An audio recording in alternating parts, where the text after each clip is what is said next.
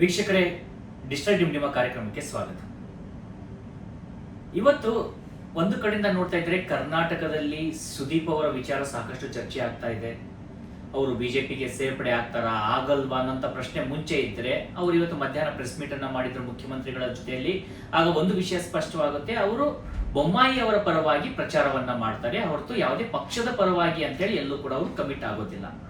ಆದ್ರೆ ಒಂದು ಕಡೆಯಿಂದ ಕರ್ನಾಟಕದಲ್ಲಿ ಈ ಬೆಳವಣಿಗೆ ನಡೀತಾ ಇದ್ರೆ ವಿಶ್ವದಲ್ಲಿ ದೊಡ್ಡ ಮಟ್ಟದಲ್ಲಿ ಸದ್ದನ್ನ ಮಾಡಿದಂತ ಒಂದು ಘಟನೆ ಅಮೆರಿಕದಲ್ಲಿ ನಡೆದಿದೆ.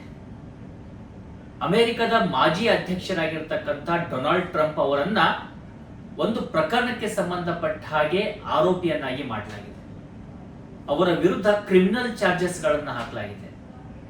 ವಿಶೇಷ ಅಂದ್ರೆ ಇಡೀ ಅಮೆರಿಕನ್ ಇತಿಹಾಸದಲ್ಲೇನೆ ಒಬ್ಬ ಮಾಜಿ ಅಧ್ಯಕ್ಷನ ವಿರುದ್ಧ ಈ ರೀತಿಯಾಗಿ ಕ್ರಿಮಿನಲ್ ಪ್ರಕರಣವನ್ನ ದಾಖಲು ಮಾಡಿದ್ದು ಇದೇ ಮೊದಲು. ಹಾಗಿದ್ರೆ ಆ ಪ್ರಕರಣ ಎಂತದ್ದು? ಮಾತೆತ್ತಿದ್ರೆ ಇಡೀ ವಿಶ್ವಕ್ಕೆ ಪ್ರಜಾಪ್ರಭುತ್ವದ ಬಗ್ಗೆ ಪಾಠವನ್ನ ಬಿಗಿಯೋ ಅಂತ ತನ್ನನ್ನೇ ತಾನು ದೊಡ್ಡಣ್ಣ ಅಂತ ಭಾವಿಸಿಕೊಂಡಿರ್ತಕ್ಕಂಥ, ಪ್ರಜಾಪ್ರಭುತ್ವದ ಬೇರು ತಾನು ಅಂತ ತನ್ನನ್ನೇ ತಾನು ಬಿಂಬಿಸಿಕೊಳ್ಳುವಂತ ಅಮೆರಿಕದಲ್ಲಿ ಆಗ್ತಾ ಇರುವಂತ ವಿಷಯ ಏನು? ಹಾಗಿದ್ರೆ ಅಮೆರಿಕದಲ್ಲಿ ಪ್ರಜಾಪ್ರಭುತ್ವದ ಕಗ್ಗೊಲೆ ಆಗ್ತಾ ಇದೆಯಾ? ಅಲ್ಲಿಯ ವಿಪಕ್ಷಗಳಿಗೆ ವಿಪತ್ತನ್ನ ತರೋದಕ್ಕಂತಾನೆ ಜೋ ಬೈಡನ್ ನಿರ್ಧಾರ ಮಾಡಿದ್ದಾರಾ? ಇಂಥ ಹಲವು ಪ್ರಶ್ನೆಗಳು ಇವತ್ತು ವಿಶ್ವಾದ್ಯಂತ ಮಾತನಾಡಿಸ್ತಾ ಇದ್ದಾವೆ. ಮೊದಲು ಇದು ಯಾವ ಪ್ರಕರಣ, ಇದರಲ್ಲಿ ಇದ್ದಂತ ಚಾರ್ಜಸ್ ಏನು ಅಂತ ನೋಡೋದಾದ್ರೆ ಅದು 2014-15 ಸಮಯ. ಆ ಸಮಯದಲ್ಲಿ ಡೊನಾಲ್ಡ್ ಟ್ರಂಪ್ ಏನಿರ್ತಾರೆ, ಒಂದು ಪಾರ್ಟಿಯಲ್ಲಿ ಒಂದು ಕಾರ್ಯಕ್ರಮದಲ್ಲಿ ಸ್ಟಾರ್ಮಿ ಡ್ಯಾನಿಯಲ್ ಅಂತಕ್ಕಂಥ ಒಬ್ಬ ಮಹಿಳೆಯನ್ನ ಭೇಟಿ ಆಗ್ತಾರೆ. ಆ ಮಹಿಳೆ ಯಾರು ಅಂದ್ರೆ ಖ್ಯಾತ ಪಾರ್ನ್ ಸ್ಟಾರ್ ಆಗಿದ್ದಂಥವ್ರು. ಅವರ ಅಂದಕ್ಕೆ ಡೊನಾಲ್ಡ್ ಟ್ರಂಪ್ ಮಾರು ಹೋಗ್ತಾರೆ. ತಮ್ಮ ಮನೆಗೆ ಅವರನ್ನ ಆಹ್ವಾನಿಸಿರ್ತಾರೆ ಕೂಡ. ಜೊತೆಗೆ ಸ್ಟಾರ್ಮಿ ಡ್ಯಾನಿಯಲ್ ತಾನೇ ಹೇಳಿಕೊಂಡ ಹಾಗೆ ಅವರ ಮನೆಯಲ್ಲಿ ಇಬ್ಬರೂ ಕೂಡ ದೈಹಿಕ ಸಂಪರ್ಕವನ್ನ ಬೆಳೆಸ್ತಾರೆ. ಆ ಸಮಯದಲ್ಲಿ ನನಗೆ ಡೊನಾಲ್ಡ್ ಟ್ರಂಪ್ ಅಟ್ರಾಕ್ಟಿವ್ ಆಗಿ ಕಾಣಲಿಲ್ಲ. ಹಾಗಂತ ಅದು ಅಂದ್ರೆ ಅತ್ಯಾಚಾರವಾಗಲಿ ಅಥವಾ ನನ್ನ ಮೇಲೆ ಅವರು ಬಲಪ್ರಯೋಗವನ್ನಾಗಿ ಮಾಡಿದ್ರು ಅಂತಲ್ಲ, ನಾವು ಇಬ್ರು ಕೂಡ ಆ ಸಮಯದಲ್ಲಿ ಎಂಜಾಯ್ ಮಾಡಿದ್ವಿ ಅಂತ ಒಂದು ಸಂದರ್ಶನವೊಂದರಲ್ಲಿ ಇದೇ ಜಾನಿ ಅಂದ್ರೆ ಈ ಸ್ಟಾರ್ಮಿ ಡ್ಯಾನಿಯಲ್ ಏನಿದ್ದಾರೆ ಈಕೆ ಹೇಳ್ಕೊಳ್ತಾಳೆ. ಆಕೆಗೆ ಇವತ್ತು 44 ವರ್ಷ. ಈ ಘಟನೆ ನಡೆದಂತ ಸಂದರ್ಭದಲ್ಲಿ ಸುಮಾರು 36-37 ವಯಸ್ಸಿನಲ್ಲಿ ಆ ಸ್ಟಾರ್ಮಿ ಡ್ಯಾನಿಯಲ್ ಇದ್ದಂಥದ್ದು. ಈ ಪ್ರಕರಣ ಇಲ್ಲಿಗೆ ಮುಗಿತಾ ಅಂದ್ರೆ ಖಂಡಿತವಾಗಿ ಅವರಿಬ್ಬರು ವಯಸ್ಕರಿದ್ದಂಥವರು ಒಬ್ಬರಿಗೊಬ್ಬರು ಪರಸ್ಪರ ಒಪ್ಪಿಗೆ ಮೇಲೆ ಈ ರೀತಿಯಾಗಿ ಒಂದು ದೈಹಿಕ ಸಂಪರ್ಕದಲ್ಲಿ ತೊಡಗಿಕೊಂಡಿದ್ರೆ ಅದಕ್ಕೆ ಯಾರದೇ ವಿರೋಧ ಇರ್ತಿರ್ಲಿಲ್ಲ. ಆದ್ರೆ ತದನಂತರದಲ್ಲಿ ಆಗೋದೇನಂದ್ರೆ ಅದು 2016 ಸಮಯ. ಆಗ ಡೊನಾಲ್ಡ್ ಟ್ರಂಪ್ ಅಮೆರಿಕದ ಆಗ್ತಾರೆ ಅಂತ ಸಾಕಷ್ಟು ದೊಡ್ಡ ಮಟ್ಟದಲ್ಲಿ ಪ್ರಚಾರವನ್ನ ಕೈಗೊಂಡಿರ್ತಾರೆ. ಎಲ್ಲ ರೇಟಿಂಗ್ಸ್ಗಳು ಅವರ ಪರವಾಗಿ ಬರ್ತಾ ಇರುತ್ತೆ. ಅಂಥ ಸಂದರ್ಭದಲ್ಲಿ ಈ ವಿಷಯ ಹೊರಗಡೆ ಬರಬಾರದು ಅನ್ನೋ ದೃಷ್ಟಿಯಿಂದ ಇದೇ ಡೊನಾಲ್ಡ್ ಟ್ರಂಪ್ ಅವರ ವಕೀಲ ಏನ್ ಮಾಡ್ತಾರೆ, ಈ ಸ್ಟಾರ್ಮಿ ಡ್ಯಾನಿಯಲ್ ಅಂತಕ್ಕಂಥ ಪಾರ್ನ್ ಸ್ಟಾರ್ಗೆ $1,30,000 ಅಷ್ಟು ಹಣವನ್ನ ಪಾವತಿ ಮಾಡ್ತಾರೆ. ಅಂದ್ರೆ ಭಾರತದ ಕರೆನ್ಸಿಯಲ್ಲಿ ನೋಡೋದಾದ್ರೆ ಇವತ್ತಿನ ಸಂದರ್ಭದಲ್ಲಿ ಸುಮಾರು 90 ಲಕ್ಷದಿಂದ 1 ಕೋಟಿ ರೂಪಾಯಿಯಷ್ಟು ಹಣವನ್ನ ಕೊಟ್ಟಿರ್ತಾರೆ.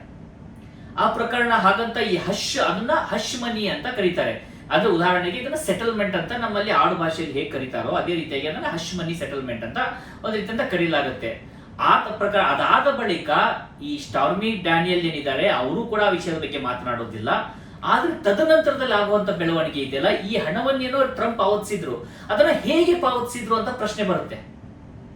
ಅದನ್ನ ಅವರು ತನ್ನ ಲಾಯರ್ ಫೀ ಅಂತ ಹೇಳ್ಕೊಂಡಿರ್ತಾರೆ. ಆ ಮೂಲಕವಾಗಿ ಲಾಯರ್ಗೆ ಆ ಹಣವನ್ನ ಕೊಟ್ಟಿರ್ತಾರೆ.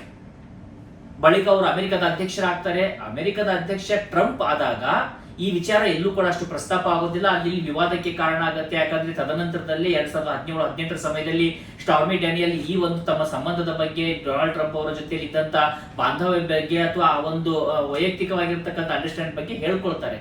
ಯಾಕಂದ್ರೆ ಅವಾಗ ತಾನೇ 3ನೇ ಮದುವೆ ಆಗಿರ್ತಾರೆ ಟ್ರಂಪ್. 3ನೇ ಮದುವೆ ಆದ ಬಳಿಕ ಈ ರೀತಿಯಾಗಿರ್ತಕ್ಕಂಥ ಒಂದು ಪ್ರಕರಣ ನಡೆದಿರುವಂತದ್ದು. ಯಾವಾಗ ಈ ಸ್ಟಾರ್ಮಿ ಡ್ಯಾನಿಯಲ್ ವಿಷಯಗಳನ್ನ ಹೇಳ್ತಾರೆ ಸಾಕಷ್ಟು ವಿವಾದಕ್ಕೆ ಕಾರಣ ಆಗುತ್ತೆ. ಹಾಗಂತ ಅವರ ಅಧ್ಯಕ್ಷಗಿರಿಗಾಗಿ ಯಾವುದೇ ರೀತಿಯಾಗಿರ್ತಕ್ಕಂಥ ಚ್ಯುತಿ ಬರೋದಿಲ್ಲ. ಅವರ ಅಧ್ಯಕ್ಷಗಿರಿ ಸುಸೂತ್ರವಾಗಿ ಮುಗಿದು ಹೋಗುತ್ತೆ. ಆದ್ರೆ ಅದನ್ನೇ ನಾವು ನೆನಪು ಮಾಡ್ಕೊಳ್ಳೋದಾದ್ರೆ ಬಿಲ್ ಕ್ಲಿಂಟನ್ ಪ್ರಕರಣದಲ್ಲಿ ಈ ರೀತಿಯಾಗಿ ನಡೆದಿರೋದಿಲ್ಲ. ಬಿಲ್ ಕ್ಲಿಂಟನ್ ಕೂಡ ಅಕ್ರಮ ಸಂಬಂಧದ ವಿಚಾರ ಬಂದಂತ ಸಂದರ್ಭದಲ್ಲಿ ಅವರು ಅಧಿಕಾರವನ್ನು ಕಳೆದುಕೊಳ್ಬೇಕಾಗಿರುತ್ತೆ. ಆದ್ರೆ ಟ್ರಂಪ್ ಒಬ್ಬ ಪ್ಲೇ ಬಾಯ್ ಆಗಿನೇ ಮುಂಚಿತ ಗುರುತಿಸಿಕೊಂಡಂತವ್ರು, ಮತ್ತೆ ಇದರಲ್ಲಿ ಯಾವುದೇ ಕ್ರಿಮಿನಲ್ ಪ್ರಕರಣವಾಗಲಿ ಯಾವುದೇ ರೀತಿಯಾಗಿರ್ತಕ್ಕಂಥ ಆರೋಪಗಳಾಗಿ ಕೇಳಿ ಬರದೇ ಇರುವ ಹಿನ್ನೆಲೆಯಲ್ಲಿ ಅವರು ಸುಸೂತ್ರವಾಗಿ ತಮ್ಮ ಅಧ್ಯಕ್ಷಗಿರಿಯನ್ನ ಮುಗಿಸ್ತಾರೆ. ಅವರು ಅಧ್ಯಕ್ಷ ಸ್ಥಾನದಿಂದ ಇಳಿಯುವಂತ ಸಂದರ್ಭವನ್ನ ನೆನಪು ಮಾಡ್ಕೊಳ್ಳಿ. ಅದು ಅಮೆರಿಕದ ಚುನಾವಣೆ ಸಂದರ್ಭ. ಒಂದು ಕಡೆಯಿಂದ ಟ್ವಿಟರ್ ಅವರನ್ನ ಬ್ಯಾನ್ ಮಾಡಿರುತ್ತೆ, ಫೇಸ್ಬುಕ್ ಇಂದ ಅವರು ಬ್ಯಾನ್ ಆಗಿರ್ತಾರೆ, ಯೂಟ್ಯೂಬ್ ಅಲ್ಲಿ ಅವರು ವಿಡಿಯೋ ಕಾಣೋದಿಲ್ಲ, ಆ ರೀತಿಯಾಗಿ ಆಗಿರುತ್ತೆ. ಅಂದ್ರೆ ಒಬ್ಬ ಅಧ್ಯಕ್ಷ, ಅಮೆರಿಕದ ಅಧ್ಯಕ್ಷರಾಗಿದ್ದಂತ ವ್ಯಕ್ತಿಯನ್ನ ಸಂಪೂರ್ಣವಾಗಿ ಅವರ ಒಂದು ಅಭಿವ್ಯಕ್ತಿ ಸ್ವಾತಂತ್ರ್ಯಕ್ಕೆ ಕೊಕ್ಕೆ ಹಾಕಿ ಅವರು ಎಲ್ಲೂ ಕೂಡ ಅವರ ಧ್ವನಿ ಕೇಳಬಾರ್ದು, ಆ ರೀತಿಯಾದಂತಹ ಒಂದು ವ್ಯವಸ್ಥೆ ಅಮೆರಿಕದಲ್ಲಿ ನಿರ್ಮಾಣ ಆಗ್ತಾ ಹೋಗುತ್ತೆ. ಆದ್ರೆ ತದನಂತರದಲ್ಲಿ ಅಲ್ಲಿ ಜೋ ಬೈಡನ್ ಸರ್ಕಾರ ಬರುತ್ತೆ. ಜೋ ಬೈಡನ್ ಅಧ್ಯಕ್ಷನಾಗ್ತಿದ್ದ ಹಾಗೇನೆ ಟ್ರಂಪ್ ಮೇಲೆ ಈ ರೀತಿಯಾಗಿರ್ತಕ್ಕಂಥ ಪ್ರಕರಣಗಳು, ಒಂದು ಟಾರ್ಗೆಟಿಂಗ್ ಅಂತ ಏನ್ ಹೇಳ್ತೀವಿ, ಅದು ಶುರುವಾಗುತ್ತೆ. ಒಂದು ವಿಚಾರವನ್ನ ಗಮನಿಸಿ, ಇತ್ತೀಚೆಗೆ ಒಂದು ಸೂರತ್ ಕೋರ್ಟ್ ನಲ್ಲಿ ರಾಹುಲ್ ಗಾಂಧಿ ಅವರಿಗೆ ಒಂದು ಈ ಮೋದಿ ಸರ್ನೇಮಿಗೆ ಸಂಬಂಧಪಟ್ಟ ಹಾಗೆ ಅವರು ಒಂದು ಜನಾಂಗೀಯ ನಿಂದನೆಯನ್ನ ಮಾಡಿದ್ದಾರೆ ಅಂತೇಳಿ ಆರೋಪ ಸಾಬೀತಾದ ಹಿನ್ನೆಲೆಯಲ್ಲಿ 2 ವರ್ಷ ಅವರಿಗೆ ಶಿಕ್ಷೆಯನ್ನು ವಿಧಿಸಲಾಗಿರುತ್ತೆ. ಕೂಡಲೇ ಅವರಿಗೆ ಜಾಮೀನು ಕೂಡ ದೊರಕುತ್ತೆ. ಇಲ್ಲಿಯ ಕಾನೂನು, ಜನಪ್ರತಿನಿಧಿಗಳ ಕಾನೂನು, ಅದರ 8ನೇ ಪರಿಚ್ಛೇದದ ಅಡಿಯಲ್ಲಿ ಅವರನ್ನ ತತ್ಕ್ಷಣದಿಂದಲೇ ಅಲ್ಲಿಯ ಒಂದು ಲೋಕಸಭಾ ಸದಸ್ಯತ್ವದಿಂದ ಅಮಾನತು ಕೂಡ ಮಾಡಲಾಗಿರುತ್ತೆ. ಯಾಕಂದ್ರೆ ಈ ನಿಯಮವನ್ನ ಜಾರಿಗೆ ತಂದಿದ್ದು UPA ಸರ್ಕಾರದಲ್ಲಿ, ಮತ್ತೆ ಇದಕ್ಕೆ ತಿದ್ದುಪಡಿಯನ್ನ 2013ರಲ್ಲಿ ತರೋದಕ್ಕೆ ಪ್ರಯತ್ನ ಮಾಡಿದಾಗ ಅದಕ್ಕೆ ರಾಹುಲ್ ಗಾಂಧಿನೇ ಅಡ್ಡಪಡಿಸಿ ಆ ಒಂದು ಕ್ಯಾಬಿನೆಟ್ ನೋಟ್ ಏನಿರುತ್ತೆ ಅದನ್ನು ಹರಿದು ಹಾಕಿರ್ತಾರೆ. ಸೊ ಕಾನೂನಿನ ಅನ್ವಯ ಅವರು ಆ ಒಂದು ತಮ್ಮ ಸಂಸತ್ ಸದಸ್ಯನ ಸ್ಥಾನವನ್ನ ಕಳೆದುಕೊಳ್ತಾರೆ. ಅದು ಭಾರತದ ಕಾನೂನು. ಆದ್ರೆ ಇದೇ ಪ್ರಕರಣವನ್ನ ಇದೇ ಅಮೆರಿಕನ್ ಮೀಡಿಯಾಗಳು, ಇದೇ ಯುರೋಪಿಯನ್ ಮೀಡಿಯಾಗಳು ಯಾವ ರೀತಿಯಾಗಿ ಮತ್ತೆ ಯುರೋಪಿಯನ್ ಸರ್ಕಾರಗಳು ಬಿಂಬಿಸ್ತಾ ಬಂದ್ರೆ ಭಾರತದಲ್ಲಿ ಪ್ರಜಾಪ್ರಭುತ್ವ ಸಂಪೂರ್ಣವಾಗಿ ನಶಿಸಿ ಹೋಗ್ತಾ ಇದೆ ಅನ್ನೋ ವೇಟದಲ್ಲಿ ಬಿಂಬಿಸ್ತಾರೆ. ನಾವು ಇವರನ್ನ ವಿಚಾರಿಸ್ತಾ ಇದೀವಿ, ನಾವು ಈ ಸಂಗತಿಯನ್ನ ಗಮನಿಸ್ತಾ ಇದ್ದೀವಿ ಅಂತ ಹೇಳ್ತಾರೆ. ರಾಹುಲ್ ಗಾಂಧಿಗೆ ಶಿಕ್ಷೆ ಆಗಿದ್ದು, ಅವರು ಅನರ್ಹರಾಗಿದ್ದು ಪ್ರಕರಣ ಅದು ಸರಿಯಾ ತಪ್ಪ, ಅದಕ್ಕೆ ಈಗ ಅವರು ಮೊನ್ನೆ ತಾನೇ ಮೇಲ್ಮನವಿಯನ್ನು ಸಲ್ಲಿಸೋದಕ್ಕೆ ಮತ್ತೆ ಜಾಮೀನನ್ನು ಕೂಡ ಪಡೆದುಕೊಂಡಿದ್ದಾರೆ, ಮೇಲ್ಮನವಿಯನ್ನು ಸಲ್ಲಿಸ್ತಾರೆ. ಅದು ಭಾರತದ ಕೋರ್ಟ್, ಭಾರತದ ಕಾನೂನುಗಳು ನಿರ್ಧಾರ ಮಾಡಬೇಕು, ಇಂಥವ್ರು ಮೂಗ್ ತೋರಿಸೋದಲ್ಲ.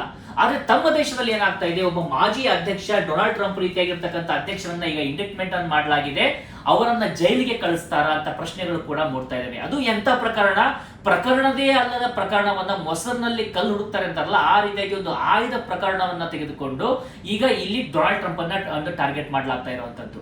ಯಾಕಂದ್ರೆ ಮುಂಬರುವಂತ ಎಲೆಕ್ಷನ್ ಇದೆಯಲ್ಲ, ಮತ್ತೆ ಡೊನಾಲ್ಡ್ ಟ್ರಂಪ್ ಅಮೆರಿಕದ ಅಧ್ಯಕ್ಷರಾಗುವಂತ ಎಲ್ಲಾ ಸಾಧ್ಯತೆಗಳು ಕಂಡು ಬರ್ತಾ ಇದಾವೆ. ಆ ರೀತಿಯಾಗಿ ರೇಟಿಂಗ್ಸ್ ಕಾಣಿಸ್ತಾ ಇದೆ. ಜೋ ಬೈಡನ್ಗೆ ಇದ್ದಂತ ಅಪ್ರೂವಲ್ ರೇಟಿಂಗ್ಸ್ ಇವತ್ತು 40ಕ್ಕೆ ಕುಸಿದೋಗಿದೆ. ಅಮೆರಿಕ ಅಧ್ಯಕ್ಷ ಜೋ ಬೈಡನ್ ನಮ್ಮ ಅಧ್ಯಕ್ಷನಾಗಿ ಕಾಣೋಕೆ ನಾವು ಬಯಸೋದಿಲ್ಲ ಅಂತ ಹೇಳುವಂತವರ ಸಂಖ್ಯೆ ಗಣನೀಯ ಪ್ರಮಾಣದಲ್ಲಿ ಏರಿಕೆ ಆಗ್ತಾ ಇದೆ. ಸೊ ಅಲ್ಲಿ ಏನ್ ಮಾಡುತ್ತೆ, ಈಗ ಅಲ್ಲಿಯ ಮಾಜಿ ಅಧ್ಯಕ್ಷನೇ ಎಲೆಕ್ಷನ್ಗೆ ಬರಬಾರ್ದು, ಬಂದ್ರೂ ಕೂಡ ಆತನ ಮೇಲೆ ಒಂದು ಕಪ್ಪು ಚುಕ್ಕೆ ಇರಬೇಕು ಅಂತಕ್ಕಂಥ ರೀತಿಯಲ್ಲಿ ಟಾರ್ಗೆಟಿಂಗ್ ಮಾಡ್ಲಾಗ್ತಾ ಇದೆ ಅಂತ ಪ್ರಶ್ನೆ ಮೂಡೋ ರೀತಿಯಾಗಿ ಪ್ರಕರಣವನ್ನ ದಾಖಲಿಸಲಾಗುತ್ತೆ.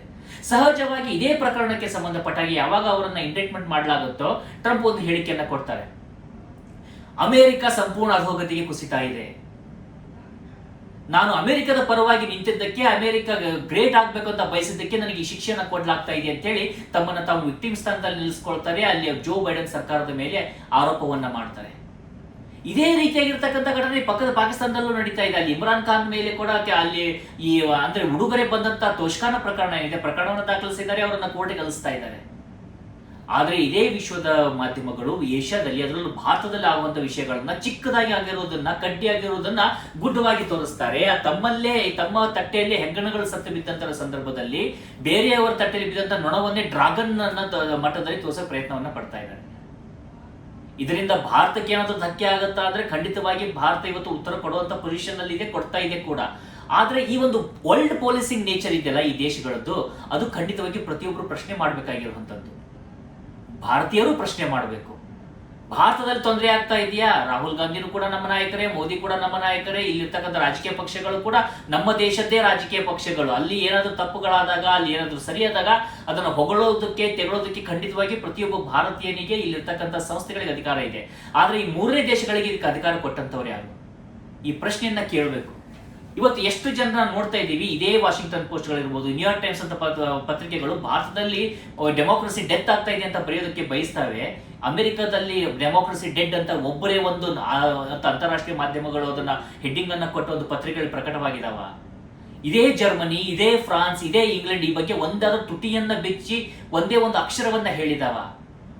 ಇಲ್ಲೇ ಇವರ ವಿಮುಖ ನೀತಿ ಗೊತ್ತಾಗುವಂಥದ್ದು.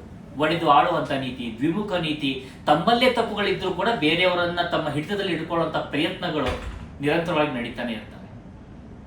ಸೊ ಸದ್ಯಕ್ಕಂತೂ ಈಗ ಅಮೆರಿಕಾದ ಮಾಜಿ ಅಧ್ಯಕ್ಷ ಡೊನಾಲ್ಡ್ ಟ್ರಂಪ್ ಮೇಲೆ ಇಂಡೆಕ್ಟ್ಮೆಂಟ್ ಆಗಿದೆ, ಕ್ರಿಮಿನಲ್ ಕೇಸ್ ದಾಖಲಾಗಿದೆ. ಅವರನ್ನ ಮೊನ್ನೆ ಕೆಲ ಕಾಲ ಬಂಧಿಸಲಾಗಿತ್ತು ಕೂಡ, ವಶಕ್ಕೆ ಪಡೆದಿದ್ರು ಪೊಲೀಸರು. ಇನ್ನು ಈ ಪ್ರಕರಣ ಏನಾಗುತ್ತೆ, ಈ ಪ್ರಕರಣವಾದ ಮಟ್ಟಿಗೆ ಅವರು ಅಧಿಕಾರ ಅಂದ್ರೆ ಒಂದು ಮುಂಬರುವಂತ ದಿನದಲ್ಲಿ ಅಲ್ಲಿ ಅಮೆರಿಕ ಅಧ್ಯಕ್ಷೀಯ ಚುನಾವಣೆಯಲ್ಲಿ ನಿಲ್ಲೋದಕ್ಕೆ ಸಾಧ್ಯ ಆಗೋದಿಲ್ವಾ ಅಂತ ಕೇಳಿದ್ರೆ ಆ ರೀತಿಯಾಗಿ ಏನಿಲ್ಲ. ಅಮೆರಿಕದ ಕಾನೂನು ಪ್ರಕಾರ ಒಬ್ಬ ಕ್ರಿಮಿನಲ್ ಆಗಿರ್ತಕ್ಕಂಥ ವ್ಯಕ್ತಿ ಆತ ಜೈಲಿನಲ್ಲಿ ಇದ್ರೂ ಎಲೆಕ್ಷನ್ ನಿಂತು ಏನಾದ್ರು ಬಹುಮತ ಬಂದ್ರೆ ಅವ್ನು ಎಲೆಕ್ಷನ್ ಇಂದಲೇ ಅಧಿಕಾರ ನಡೆಸುವಂತ ಕಾನೂನು ಕೂಡ ಅಲ್ಲಿದೆ. ಹೀಗಾಗಿ ಇದು ಎಂಡ್ ಅಲ್ಲ, ಆದ್ರೆ ದ್ವಿಮುಖ ನೀತಿಯ ಒಂದು ದೊಡ್ಡ ಉದಾಹರಣೆಯಾಗಿ ಇದನ್ನು ಕಾಣ್ತಾ ಇರುವಂತದ್ದು. ಇದು ಇವತ್ತಿನ ಒಂದು ವಿಶೇಷವಾಗಿರ್ತಕ್ಕಂಥ ಡಿಜಿಟಲ್ ಡಿಂಡಿಮದ ಮಾಹಿತಿ. ನಾಳೆ ಮತ್ತೆ ಬರ್ತೀನಿ ಮತ್ತೊಂದಿಷ್ಟು ವಿಷಯಗಳ ಇಂಟ್ರೆಸ್ಟಿಂಗ್ ವಿಷಯಗಳ ಬಗ್ಗೆ ಮಾತನಾಡೋಣ. ಅಲ್ಲಿವರೆಗೂ take care. Thank you so much.